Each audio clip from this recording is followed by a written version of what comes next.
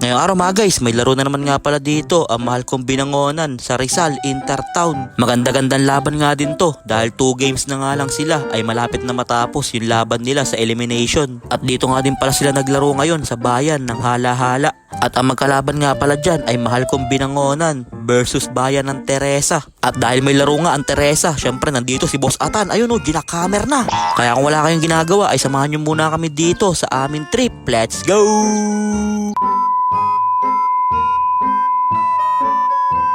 So ayun po alas 2 pa nga lang ng tanghali ay nandito na nga din kami sa may munisipyo at bigla na nga dumating dyan si Coach J. Kaya kumain nga din muna ako dyan ng spaghetti dahil iba nga yung swag ni Coach J, nakasasakyan.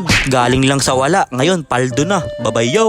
At nadaanan na nga din namin dito yung malaking logo ng Red Horse kaya malapit na nga din kami dito sa may Hala-Hala. At pag nakita nyo na yung mga ganitong kagandang spot na parang nasa nature trip ay matik nandito na tayo sa Hala-Hala. Kaso lang kakapalit lang ata nila ng net, napakasikip pa. Kaya nagtulong-tulong na nga sila dyan para mabukang nga nila yung net. Kaya binuka na nga din si Kondisyon para daw mamaya maganda ang shooting. Kaya nag-warm up na nga din dito ang mga player ng mahal kong binangonan para mamaya kondisyon na sila.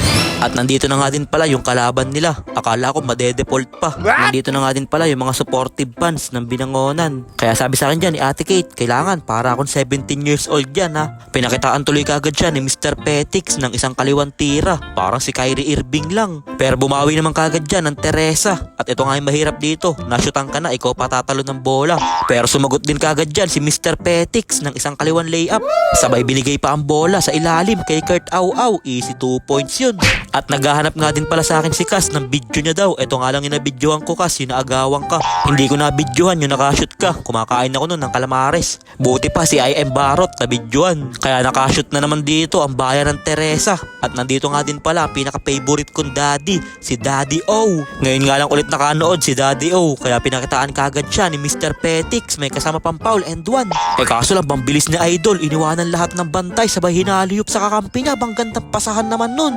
At dikitan nga lang din pala yung laban dahil nakikipagpalitan lang ng score dyan ang bayan ng Teresa. Kada makakashoot nga ang binangonan ay meron din silang bawi. Kaya nagalit na nga dyan si Kondisyon. Pinaikot yung bola sa likod. Pinabagsak pa yung bantay sabay tinitigan pa. At hindi pa nga tapos dyan si Kondisyon. Saan ka punta? To the moon. Road trip. Brum brum. Namiss ata maglaro ni Kondisyon kasi nung nakaraan laban nila hindi nga siya nakalaro. Suspended siya. Kaya ngayon kada makakashoot siya hindi na nga siya nagyayabang. Humble na lang. Kasi baka ma-technical na naman daw siya ng ating referee. Ayaw daw kasi ng mga referee ngayon ng mga styler. Kailangan pag nakashoot ka daw huwag ka na magyayabang.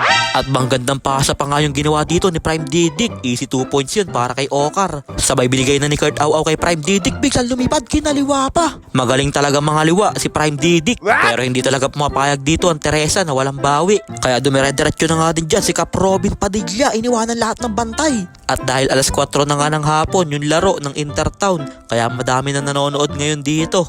Nung nakaraan kasi ng mga schedule, alas 8 ba naman ng umaga yung laro dito sa Intertown para sila mga mosquito.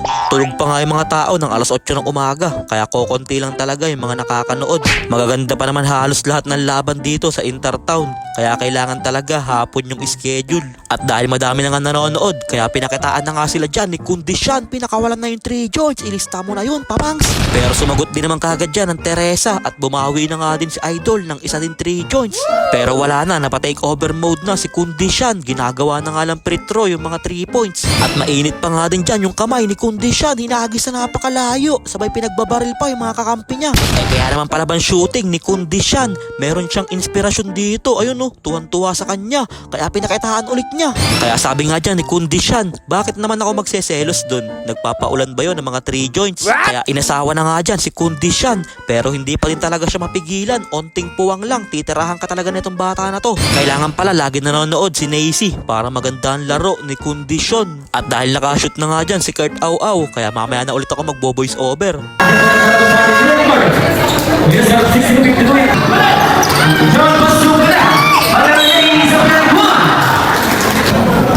First about 30 pounds. 10 seconds to shoot.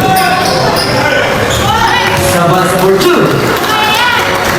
At nandito na nga din pala si basketballista ng Rizal. Kaso lang late na siya dumating, wala ng oras. Hindi tuloy niya na i-highlight si mga 3 joints ni Kondisyon. Kaya sa huli panalo na nga dyan ang mahal kong binangonan. Kaya inapiran na nga dyan ni Coach J yung ating mga referee. Panalo kasi, pero kung talo, wala, diretso uwi yan si Coach J. Pero joke lang, kalmado na nga lang yan ngayon si Coach J. At ito nga din pala ang ating best player, si Kondisyon. Kaya congrats sa magkabilaan team sa napakagandang laban na pinakita nyo. 5-0 na nga din pala ang standing ng mahal kong binangonan. Isang laban na nga lang sila sa elimination. Sa home court pa natin gaganapin sa Binangonan Plaza. At ang kalaban nga pala nila doon ay Cardona. Kaya nagpa-picture pa nga dyan yung anak ni Kuya Jigs kay Kondisyon. Dahil paglaki nga daw niya, gagayahin daw niya yung shooting ni Kondisyon. Kaya nagpicture na nga din dyan ang mahal kong binangonan para meron daw silang pa my day. O diba sabi ko naman sa inyo, bandami nanonood kapag hapon yung laro. May laro din kasi ngayon dito ang hala-hala at ang kalaban nga nila ay Antipolo. Kaya punong-puno ngayon ng court ng bayan ng hala-hala. Home court advantage. Kaya good luck sa susunod na mga maglalaro. Dahil kami ay uuwi na nga din kami kasi nagugutom na kami. At dito nga ay parang mangangampanya pa si Cons J Motovlog. Yan, sir, thank you, sir.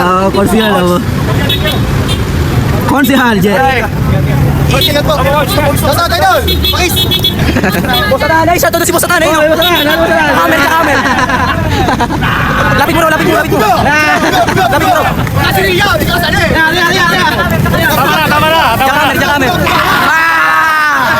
Ay, matalo mo. Kaya umuwi na nga din kami at nadaanan ko pa dito yung nagtrending sa Facebook, yung nagbabatuan ng mga bote ng mineral. May nagkagulo kasi dito ng interbarangay, pero ngayon masarap manood dito, puro volleyball yung naglalaro. Kaya pinakitaan na nga ako dyan ni Okar ng mga tinatago niyang boxing moves. Dahil kakatapos nga lang din pala ng boxing dito sa Barangay Kalumpang. SK Summer League na lang, nagsusuntukan pa kayo. Hindi naman kayo makakakuha ng 500,000 dyan pag nag-champion kayo. Kaya kumain na nga lang ako, parang nabusog pa ako. Kaya pagkatapos namin kumain, pinanood nga muna namin si Boss Ian kung paano ba siya maglaro ng tennis. Ayun no, grabe naman yung mga tinatagong galaw ni Boss Ian. Masarap din pala maglaro ng mga ganitong esports. Pag gusto nyo nga maglaro ng ganito, pumunta lang kayo dito sa New Court ng Kalumpang. Pwede nga kayo maglaro dito ng tennis. Pwede din kayo mag-skateboard. Pwede din kayo maglaro ng basketball. Wag lang kayo makipagsuntukan. Akala nyo siguro ginto yung pinaglalabanan nyo, kaya nag-aaway-aaway pa kayo. Huwag kayo mag-aaway, masama yun. Kaya maraming salamat po sa lahat ng sumusuporta sa bayan ng Binangonan. Kaya thank you din po kala Mayora at kala Boss Boyet, saka kay Boss Ryan, at syempre kay Boss Russell at kay Boss Ian na lagi nandyan para suportahan ang mahal kong Binangonan. Kaya yun lang mga guys, maraming salamat nga po pala sa walang sawang pagsuporta at sa palaging panonood. I-follow nyo na si Ninin Vlogs para sa mga susunod pang vlogs. Mag-ingat po kayo palagi. Bye bye yo!